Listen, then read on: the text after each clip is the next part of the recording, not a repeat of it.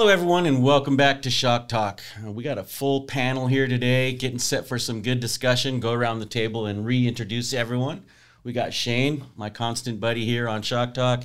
We got Ryan from our R&D and Dried department, and we've got Joseph with us again from Tech Department, moving into product management.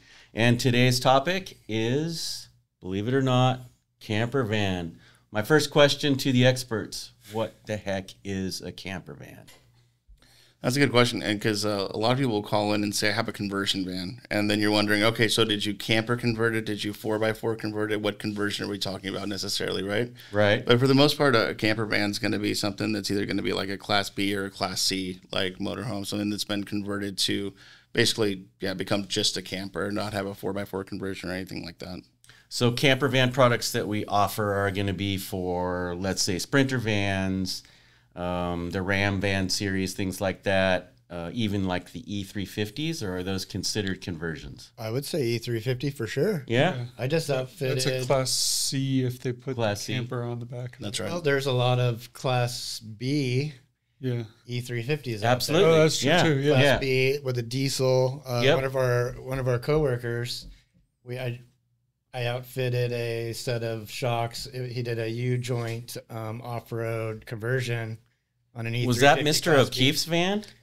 It was like Mr. O'Keefe's van. Oh, yeah. okay. We have another coworker who has a pop-top Lifted van. E350, and he took it to U-joint off-road in Colorado, and we did a set of 8100s in the back. Oh, nice. So a true off-road van. Yeah. So it was lifted with like 35s or 37s with a solid axle conversion with a Dana 60, I believe. And we did like dual 5160s. So basically a Mad Max vehicle at this point. It was super, super clean. Yeah. Like you can eat up. Like they recondition the frame. They do like all kinds of cool stuff to it. And we did a set of rear 8100 JT shocks. And I had them valved to a camper truck valving in the back. Crazy. With. So there's very few people that go that crazy with a camper van. Right? I don't Most know. people are just doing like Sprinters, putting some Max Tracks on the back and heading out into the woods or the Sportsmobile for years. Yeah. Sportsmobile, and then there was another pretty heavy, company. Quigley. Quigley. Quigley. Yeah. A lot of calls on those. Yeah. And we have like preset shocks that we match up for Quigley conversions for certain generations. Right. A lot of the newer ones and like some other like off-brand, if you will, like conversion companies, we don't have anything that's necessarily like cataloged directly for it that we've tested. But if you give us, extended and collapsed lengths, we can always try to make something work for them. Now, I got this feeling, is camper van, I don't hear that word in the U.S. That's got to be like more of a word from Europe, right? What do we call a camper van in the United States? A conversion van, I think is what people refer to off-road it as. van, something like that, because I think that's more European, the term camper van. I would agree. Folks in the U.S. probably wouldn't understand us talking about camper vans, right? Mm-hmm. I mean, when I hear the word camper van, I'm thinking of a Volkswagen Vanagon with a pop-up tent. Yeah. So that's not really what we're talking about here. These are Euro vans. exactly Euro van, right? It's got a kayak on the roof and a pop-up tent, and you go to the lake, and you never leave the pavement. Well, one of the things about the Eurovan is they all have McPherson strut suspension. True. And they're definitely very popular, especially the Sprinter. Right. I think they call them, if they've got like a sink and a toilet inside, they're a Class B. Class B, okay. Right? Once you get into the gray and black water tanks. It turns into a Class B at that point. But then a lot of people will take a regular van and outfit it themselves, like Ryan here. Yeah. With whatever they want. That's an ongoing process. Yeah, and yours is, just so we remember, you talked about it before, but it's an older Sprinter, right? Yeah, it's the T1N series, so it's 99 to 2006. Mine's a 06. Mostly Mercedes at that point? Pretty much. Yeah. It's a Dodge technically, but Right. all they did was assemble a Mercedes in the U.S. and Exactly, call it a Dodge or a Ram. Yeah. Right? So everything under it's still a Mercedes. I order parts. I have to order Mercedes The parts. undercarriage and all that is all Mercedes parts. Yeah, a lot of times. But you're outfitting it yourself. You're making it your own. Yeah, but I've spent the first year and a half just... I thought you were going to say you spent your first year and a half of paychecks on it to get it going there. But No, it hasn't been that bad. Yeah. I'm very frugal on that side. I Right. just do all the work myself, but right. it's a lot of work, and most of it was just getting it up and running again. it was low mileage, so I got it for like, it was at 125,000, and a friend owned it who ran a business, no longer needed it, and got it for a decent price. But it needed a lot of attention. New turbos, new hoses. Oh man. Full coolant service, High transmission, conductor plates. Yep. I went through the whole thing, and eventually then repairing rust on the roof that was really badly rusted from sitting outside. Did a lot of rust repair, and I'm finally getting to finishing up the exterior. I'm halfway through. No leaks. With no leaks. And then started doing the spray installation, starting on the Sound interior. barrier type stuff. Yeah, planning out electrical, things like that. Yeah, we were next door to a booth at Overland Expo in Costa Mesa that outfitted Sprinters. These were 4-wheel drive Sprinters, and the price tags on those things were insane. I mean, you were there with me. It was like, okay, this is $350,000 for a van. It's like, that's 3/4 of my house. What do I do? Just live in it at that point? But you should have seen how these things were outfitted. I mean, you didn't get to see them, but full on everything you need for overlanding, all-wheel drive, big tires, all that sort of stuff. And of course, being BILSTEIN, we have to tie in the suspension part of it. So we have 2 experts here on the camper van suspension. So what are the people typically doing here on the suspension side of these things? Once they kind of get an idea of what kind of weight they're going to carry, what do we actually offer for those? We actually offer a long line of products for those. So we have just kind of OE replacements. If you like the way that the vehicle rode factory and everything, we offer the B4 series, which is going to give you that same exact ride quality.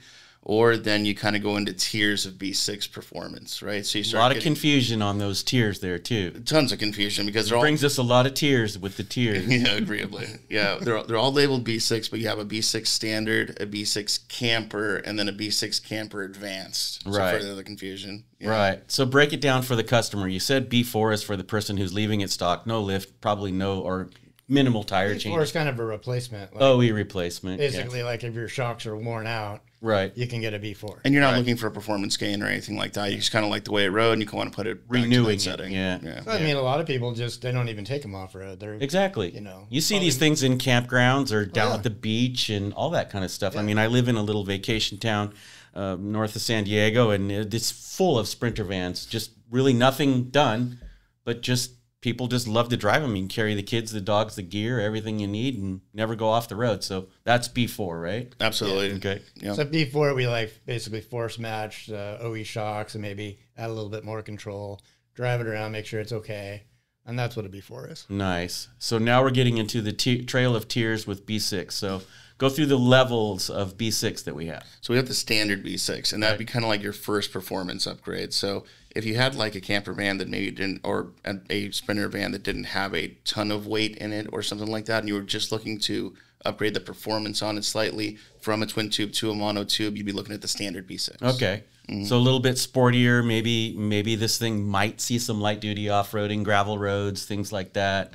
Maybe a slight tire size change, things like that. Just kind of a little bit more adventurous person. More control. More control. Yeah, even on speed bumps, driving around the city, it'll improve your ride. So keeps the inside if you're not comfy. Using it for off-road, you'll get a comfort level out of it and better control and handling. Right. One of the things I notice about the Sprinter is it's like kind of a big wind sail. Yeah, we were going to talk about that. Yeah. Like I've driven to Overland Expo and Flagstaff. I've driven to Arizona a few times on our Sprinter that we have, and it's like having extra control from the B6 is probably a welcomed thing. Probably a good point to insert the difference between sway bars and shocks. Right. So we're talking about wind. Ours is actually the high ceiling, which probably hits the wind the hardest, right, with the extra room inside the thing. And that's true for most motorhome conversions or camper conversions. They're going to be like, high ceiling models for the most part. So as Shane was getting at there, the extra control in the dampers helps, but there's also the addition of sway bars, which can further help that wind attack from the high ceiling versions of these things getting affected in the wind. So as a consumer, you have to realize the difference between what a shock can do as far as stopping the sway and what a sway bar can do if your vehicle doesn't already have a sway bar, right? Exactly. Yeah. So if you got worn shocks on your vehicle, like not having enough nitrogen gas pressure is going to cause more sway in the vehicle overall. So refreshing your shocks is absolutely going to help that. Right. But at the end of the day, the job of a shock is to control the kinetic energy of the spring, right? Right. Up and down movement. Yep. Yep. What we hear a lot from people with like camper or RV applications is they feel porpoising, right? And that's the front and the rear end like jouncing unevenly. Fighting each other, yeah. Exactly. Yeah. So our shocks do a great job of controlling all that, but then we also have people who are like, I get way too much side-to-side sway, and that's what I'm looking to fix. Right. And don't get me wrong, like our products will definitely help that, but that's not necessarily what a shock absorber is intended to do. Right. If sway is really what you're targeting specifically, starting with a sway bar or even like pairing the sway bar with our products is really what's going to control that issue. And there's companies out there that we've worked with as partners in the past. I'm not sure how much we do with them anymore, but companies like Hellwig and Swayaway and things like this where we had actually paired with them as far as a shock package that works with a sway bar. It's actually SteerSafe was one of them as well for the front end of the truck too. That we did some stuff with, wasn't it? Are you talking about Class A motorhomes? Yeah. Could be. Back in the day, Class A motorhome at that point, not a camper van. But so if folks are trying to find a sway bar package, we can have customers link them up to their sway bar manufacturers and match the shock. And there's so many sway bar manufacturers out there for sprinter vans. It's insane. You can get like degrees of, stiffness. Firmness in the sway bars, So there's a lot to play with there. Absolutely. And if you call somebody and tell them you have our product, they'll be able to, recommend something appropriately. Nice. And if you're looking for more control overall, a B6 is where you want to head. All right. To a B4. Completely. Right. So then there's the next tier in B6. What is that? B6 camper. Okay. Yeah, so this is where we expect you to have a camper conversion. We expect you to have that extra weight and that you're a high ceiling model and all that. So we're gonna up the valving slightly on that to give you a little bit more control because now you have more weight pushing on every corner. Right. Yeah. And then I think that's gonna kind of segue into actual Class C sprinter. So if you've got a Class C or a Class B. The true camper version now? Yeah. Okay. Mm-hmm. Class B has a toilet and a shower typically. More weight. But now you have the box conversion with a dually. Right. And that's a Class C. Okay. Right? So you're definitely going to want the camper for the Class C. Okay. And the Class B, really. So this is a more pinpointed valving profile for a truly outfitted camper at this point. It's no longer an RV. Yeah, an RV. At that point, yes, absolutely. Okay. Yep. More weight. And then the B6 Camper Advance is going to be another step up into like our Dampmatic technology, which we worked with Mercedes to develop a long time ago. I was actually hoping you might be able to go into some of the history of Dampmatic and our history with Mercedes developing that. Didn't study up on it, but it's been around for a long, long time. Yeah. It's been a product that we've used a lot of different places, and people probably didn't even know it, the Dampmatic technology. So it's a mechanical velocity-sensitive bypass system. So what it does is as the piston rod is compressed, it's sensing the velocity as our normal piston stacks do. But this one has an additional piston in there that floats, and when the velocity gets so high, it closes and opens bypass ports.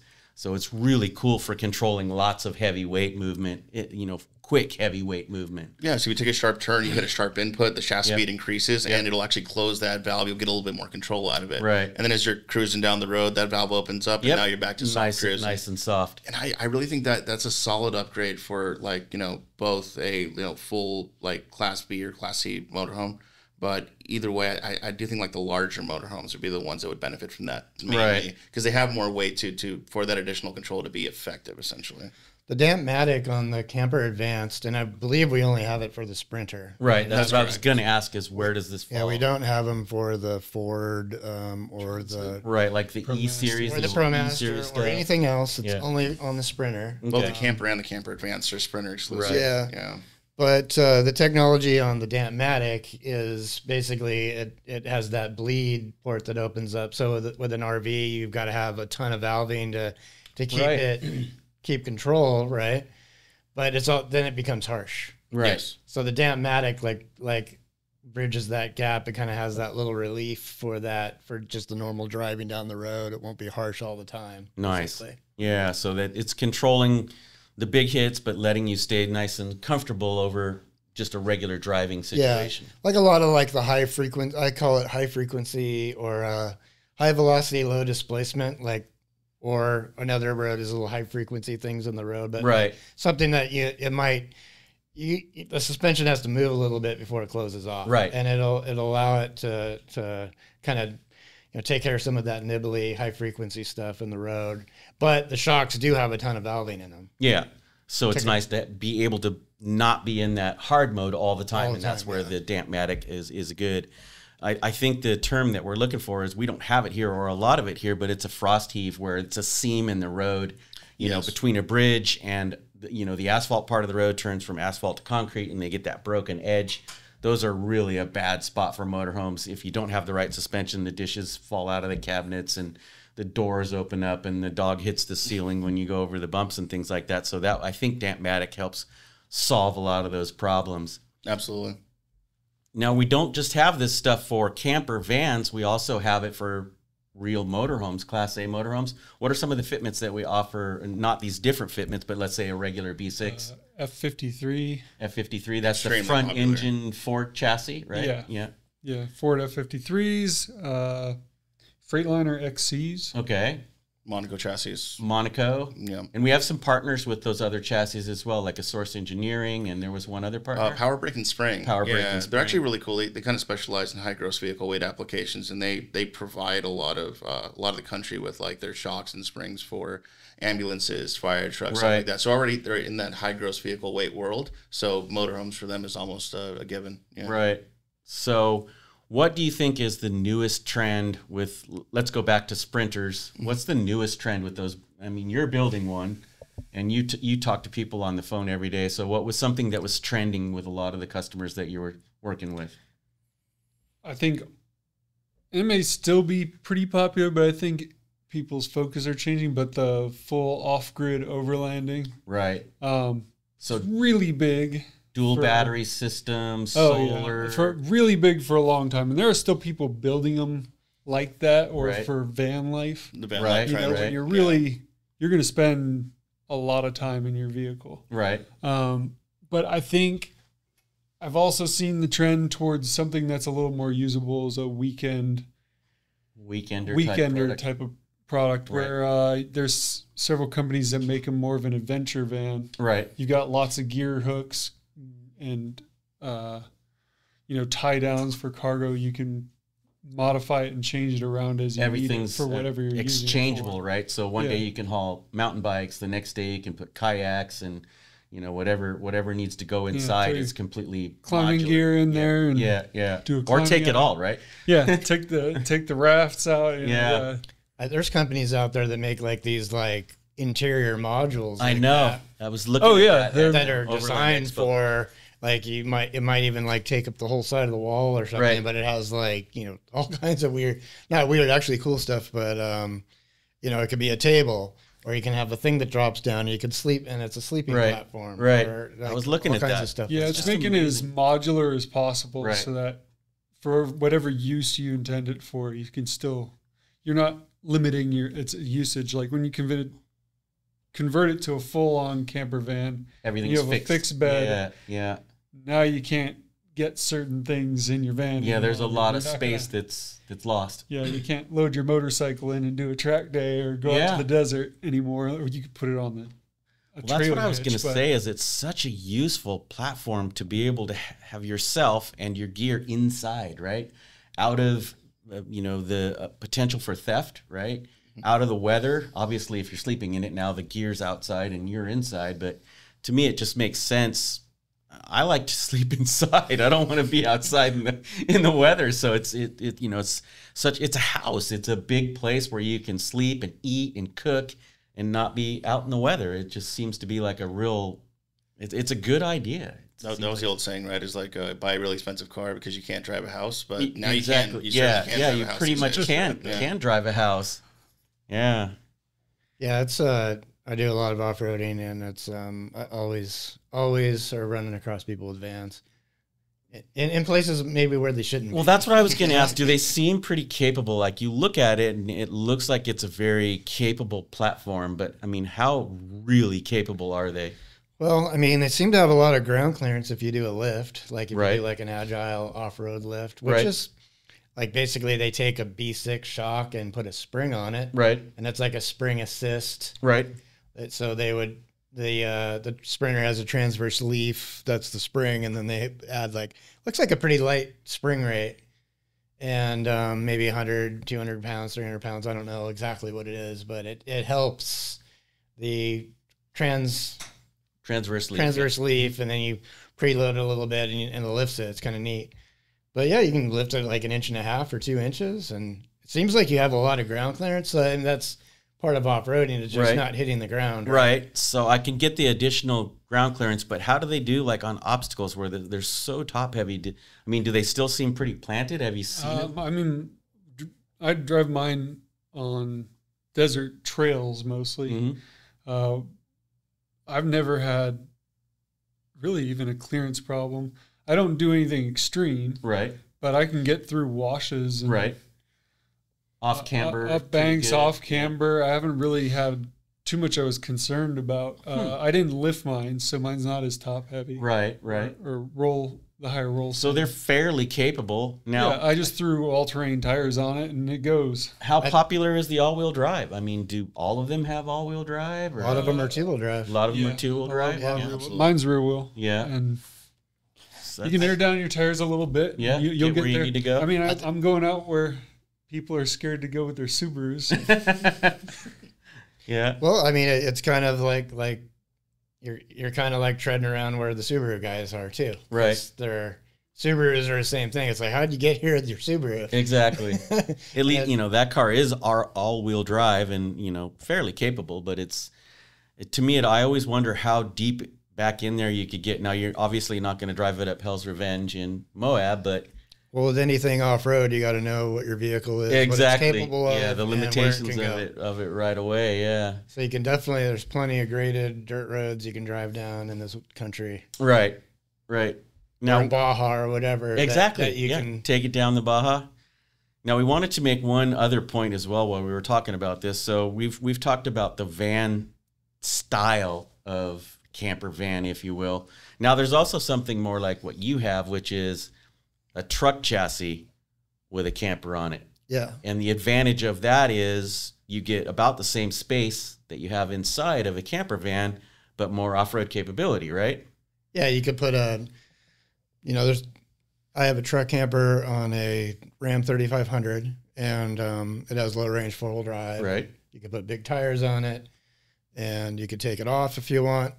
There's all different types of things you could put on the back of a pickup truck. Right. You can have a gigantic truck camper with and make slide it more of a outs, street rig, yeah. or you can have like a pop-up camper that's lighter weight. There's a lot of different things you can do with a truck camper. So it gives you more options and obviously more off-road ability with a very capable truck chassis. Yes. I mean, I think that a truck camper is going to be longer than a Sprinter van. Lengthwise, right? Yeah, and you can put bigger tires on it, but it's also like the breakover angle. Like you probably have to lift it and have at least 35s or 37s to do serious off-roading, to be able to like clear a lot of things. Yeah. It's interesting that, there's lots of options when it comes to these types of vehicles, but it seems, at least from what I see, a lot of people are aiming towards the van option simply because they're not getting too far out in the weeds and they want the space and the comfort of being indoors. I think it's a trend that's here to stay, at least from what I've seen. Yeah, and it really just comes down to what your intended use is. Yeah, exactly. We talked about it earlier, are you going to go out and live out of it on the road and drive across the United States, or are you going out for the weekend down to Fiesta Island with the dogs and goofing around, or, down to the beach and just hanging out? So it's like, where do you fall in that? And so build it to match what you're going to do, right? Your truck bed camper, I imagine it's like most where you can remove it. I haven't seen it. Yeah, you can remove it. Yeah, you can remove it, just drive out from under it. Right. That's a nice advantage to be able to right now it's a truck again. Use it. Use your truck. Yeah. But you talk about the van. Remember, you could fold it all up and still put your dirt bikes inside, and that's a lot easier to get a dirt bike inside a van than it is to get it in a truck with 40s on it, right? So, like, I see people with vans, and it's like they got the side door open, they got the awning out, and they're like, just step out of it onto the ground. They don't fall 8 feet down to the ground. Yeah. It's like, that's kind of cool, you know. It's like, and then it's all hard sided. Mine's like a pop up, so it's Right, soft-sided. the soft side, It's yeah. not, 100% wind resistant. But yeah, I'm climbing out of this thing with like a ladder. Need a ladder, yeah. Yeah. So it's, I guess it comes down to convenience, I think that too. The safety of being inside, the security of being inside, out of the weather and all that.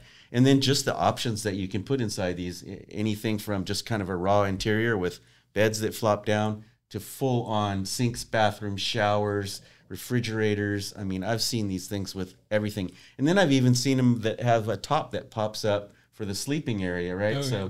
you've got all that additional space inside the van. I think a big thing on the van, though, is that it is tax deductible. Is it really? How is that? Now explain that to me. Because it's a motorhome. Oh, okay. So motorhomes are tax deductible, Nice. where a truck camper is not. Oh, jeez. Because it's Okay. not. Time to trade in the truck and get a camper van. So that kind Yeah, of you're talking makes sense. buy the camper. If you van. buy the camper Yeah. brand new, If the you interest, build the camper van, it's just a commercial commercial van. Yeah, so you've got commercial plates or running on commercial plates, so yours is never going to get the tax bummer on you, man. You're going to have to fix that. like a truck I camper. didn't have to pay. I didn't have to pay retail. Oh, okay. I bought it used with. Truck camper is not considered an RV, Right. Like an RV or a Sprinter van. That is weird. I That didn't is an even actual think about RV. Yeah. That's a good You point. could buy one, and even though they're expensive, they're tax deductible. So Wow. it's Oh, that's pretty cool. you can buy one turnkey and deduct it out of your taxes, which is Nice. pretty, It's a second pretty home. key. Yeah. Essentially. You could actually rent it out on the weekends as an Airbnb, too. Yeah, there you go. Live There with you it. go. Yeah. Well, have we covered the camper van thing? Is there any more topics that we want to hit on that? You had something you wanted to talk Yeah, about, it was along with that. There's also the other group of RVers who trailer their RV, Yes. Ryan? Okay, explain that to me. like trailers. Oh, right. They- So you're RV pulling the trailers. RV trailer. I Yeah, thought you meant RV like putting the Jeep Yeah, on the trailer yeah, and no, driving no. that out there. No, Okay. but trailer RV. Trailers, okay, yeah. Actually, the trailers on the RV segment are way more popular than the motorized ones. Right. Yeah. So what do Like, we are you have for talking that? like a little teardrop or talking about anything from off-road a- trailer or? Talking about any kind of RV trailer. Yeah. It could be a fifth wheel. It could be a tow behind. Yep. And that makes up most of the RV market. Yep. So what do we have for that? So what do you need? What do you need if you have a trailer you got to tow? Well, BILSTEIN need? has been in and out of the trailer market throughout the years. I don't think we have any current trailer fitments. Talking about the truck, The Mike. truck itself, you need B6 for that particular rig. If you're not going to lift it. So especially towing like that, it emphasizes the porpoising that you get out of those vehicles, Exactly, right? So like yeah. not only do our shocks going to correct that on the vehicle itself, but then when it's amplified by the towing, that's where it's really going to kick Yeah, in. yeah, the tongue weight causes porpoising Yeah. like crazy if you don't have an equalizing hitch and all that kind of stuff. And an Yeah. equalizing hitch is extremely helpful. You can Right. kind of tune most of it out with Right. that, but then the shocks together with that will kind of eliminate any porpoising you're going to have from that. Right, so B6 is the starting point on a non-lifted tow rig, obviously. And we've got DSAs. Yeah, I mean, you could go... if we have DSAs for your application, You it could go allows you to crazy. adjust when you add the weight. and take it out Exactly, when you yeah. Anything adjustable would be cool if the truck was lifted, right? yeah, but I mean, typically people towing are usually not lifted. Yeah, you do get some of the guys, like the Glamis crowd, will lift their trucks and tow. Could, but I mean, most of the time you see a stock truck. you Right, know, I mean, dually or something like that. if you put on huge tires, then it just creates all kinds of issues. Yeah, Right. like Quigley conversions are usually like so lifted at that point that they don't really tow that much. I mean, Right, we right. definitely see a lot of people with giant lifted trucks, and now you got to lift your trailer, Yeah, exactly. Right, if Flip it's the a fifth axle. Yeah, wheel. yeah. right? Because, or you've got to have a huge drop hitch, and it just, Doesn't seem safe. well, I mean, it's not that it's safe; it's just not ideal. Right, right. You're not going to go long distances comfortably doing that type of thing. So yeah, good point, Shane, on the tow rig. We should always touch on that when we're talking about RVs, because folks always forget that you're going there to have fun, and maybe you're towing. If you've got a family or whatever, one person is driving the tow truck with the trailer, and one's the tow truck with the Jeep. So you've got the whole family, mom and dad driving two separate vehicles. You got everything going out for fun. The Jeep has BILSTEINs on it, but you got 2 tow trucks that don't have Bilsteins on them, so you need to outfit those 2 rigs as well. Yeah. And that's where you see King of the Hammers a lot. I love going around King of the Hammers and some of the campgrounds and stuff, and just peeking under the RVs, and you will see blue and yellow all the time. All the time, yeah. Yeah, I mean, because they already are going off-road. Their Jeep is probably equipped with their products already. So. And he did hit on a very good point, because if we are at these shows, I think probably 85% of the thumbs up I get is from people that have them on their tow rigs. Yeah, I 100%. drove my F-250 out here, towing my Jeep, and Bilstein's on the F-250. Best ride in the world. It's one of the biggest compliments you'll get at a show. It's like, I drove out here, it was like a 24-hour drive, and we put your shocks on right before we came, fixed all my issues, drove beautifully on the way here. A super good point. Yeah, that's basically when you put a trailer on the back of your tow rig, like you need a bunch more, especially rebound control in the front. Yep.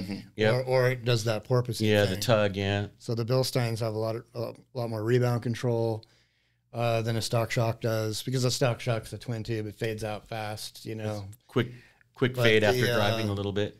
The B6, or they're actually B6 4600 for trucks. Direct fit, high performance OE replacement. Yeah, that's like, if you're going to leave your truck at stock height, which is probably what a lot of people do if they are dedicated tow vehicles, that's what you want to get. Yeah. Absolutely.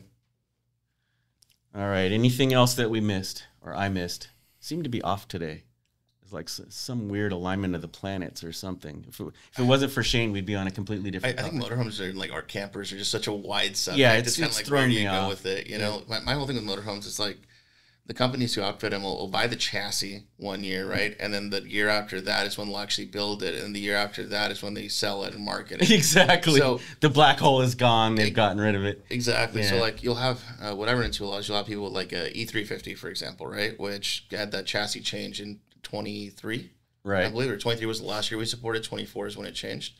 So they'll have a 24 model year motorhome, and we'll say, I can't find any 24 applications for my E350 chassis. But it's really a 23. And I'm like, give me your VIN number. Yeah. We find out the chassis is actually a 23, so it'll all match up, right? Yep. So that's another thing to keep in mind is, generally speaking, whatever chassis you're running on is going to be the previous model year. Right. And that's just because all these motorhome companies, it's just a hodgepodge of different manufacturers. You have to buy chassis one place, the refrigerator from somebody else, and like it'll all just be kind of put together. And that's true in the Class A world as well, where the chassis is either 1 or 2 years behind the actual production date of the vehicle. 100%. So it's just something that the customers need to be aware of when they're using our catalog to look up parts and things like that. Is if there's something that looks weird or doesn't feel right, just call our tech line and give them the VIN and have them help you figure out what actual chassis year you're working with. Yeah, a lot of people might also not know that on the new catalog we've actually sectioned out a separate part for motorhomes, for heavy duty and motorhomes. So separate database, right? So they go there, it'll say like auto, car, truck, and then there's a motorhome, heavy duty, right? And then there's a UTV database.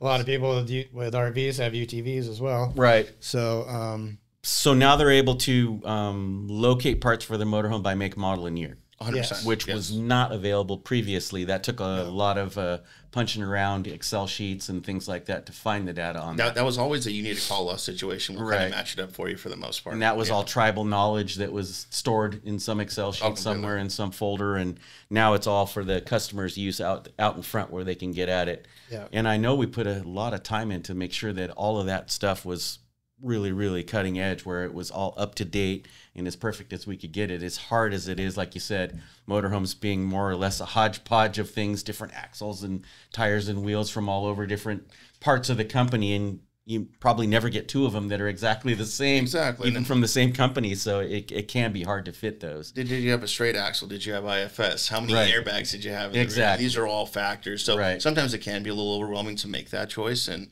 that's why we ask people to have a little patience with us too when they call on our tech line with RV questions. It's like, look, we're going to have a few questions for you here to really qualify you and make sure we have something for that vehicle. We're not trying to get into your personal life, but we need to know a little bit more about the vehicle so that we can get the proper dampers put on it. Exactly. Yeah. Usually you fit by chassis. Yeah. They might go, well, I got a 2023 Forest River, but that doesn't tell you what chassis it was. Exactly. Who built or what chassis is under the Forest And now River, we got to dig with the VIN and try to figure that Ford out. F-53 or, like you said, some of the other popular motorhome chassis could be underneath it. And then it's a detective game from there. Well, is it a V8? Is it a V10? Is it front engine, rear engine? Yeah, I just remember those days where it does take a little bit more effort, but I think in the end it's definitely worth it So to get the right parts. Have a little patience with us when you call in with an RV question. We are going to ask you a few questions just to make sure we get the right stuff. Yeah. Generally like what, E350, 450, F53. I want to say all the Ford chassis are pretty easy because like E350 and 450 were 99 to 2023, like all the same. F53 also has a lot of similarities. But anything else is going to be, especially like Class A stuff, is going to take a little bit of digging just to make sure we're getting the right Sprinter stuff. can be a bit confusing as well with two rear wheels, single rear wheel, 2500, 3500, Super high ceiling on. Yeah. So they're all very purpose-built products that need to go that extra mile to get you the exact same ride. And if you don't, then you're going to call us complaining about the ride because you got the wrong shocks. Yeah, or they won't fit, right? So it's worth it in the end to spend that extra few minutes. Absolutely, and I find that a lot of people like calling and complaining about the ride when they have like an E350 or an E450, and we offer 2 different shocks for those. Basically, like a standard that's more for like commercial use, and then a comfort that's more valid for like RV ride quality. Right. So you'll get people all the time who will say, man, I really don't like the ride quality of these. I just installed them. All right, let me get the part numbers. Well, it turns out you put commercial use E350 van shocks on your motorhome, and that's going to ride significantly stiffer. Right. Now, when I used to do the tech lines, the commercial stuff, we really only recommended for someone that was building an ambulance or something like that, where it was going to get used hard.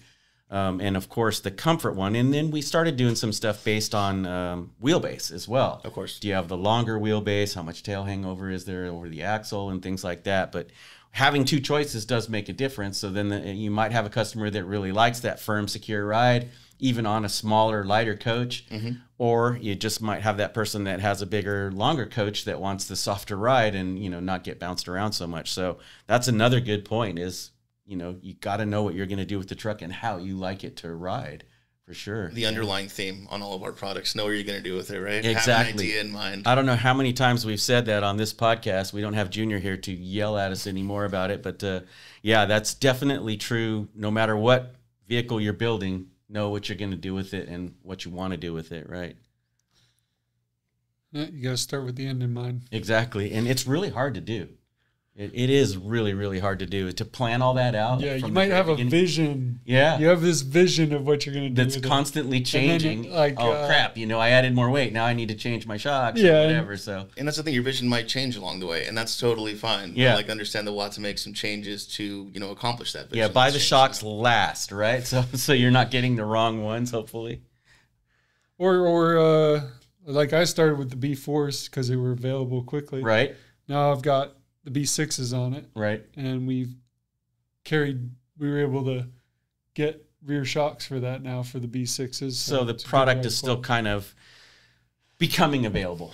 Yeah. More or less. Yeah, we're still working on where we might be able to add product when we have the additional capacity to do it. Yeah, exactly. Well, it's all about, we said this is a trend that's going to be here for a while. So we're spending the time to make the right product for the vehicles people are building, and that takes time. It's the BILSTEIN way. We got to do it right. Yep. So it's just going to take time to work out all the things that need to be done to make that ride right. And of the 3B6s that we offer, you're running the Camper Advanced, right? Not on my vehicle. Oh. Because my vehicle's the previous generation. Oh, that's right. Okay. We only have B4, B6s. With the campers haven't carried to the back yet. Early generation. Well, did we kill campers? Covered a good chunk of it. Good chunk of it? I think we covered most of it. I'm sure that there's always more. Exactly, and I'm sure that there's going to be people that have questions, so please place those in the comments below. We have people that look at this stuff, and we'll get you answers on them. We have the experts here. These guys will be answering your questions. I wanted to take a minute to not only thank the crew for being here today. We got Garrett behind the cameras there doing all that hard work all the time. We got Chelsea, our moral support, and marketing manager over here, always making sure we do things the right way. And I also wanted to send a shout out to Mr. Sean Holman, who was in a very serious car accident on the way to Easter Jeep Safari. Him and his daughter were injured pretty significantly, and we wanted to send our thoughts and prayers out to Sean. He's a fellow podcaster, so Sean, if you're listening, we're all thinking about you and praying for you. And come and see us again next time on Shock Talk.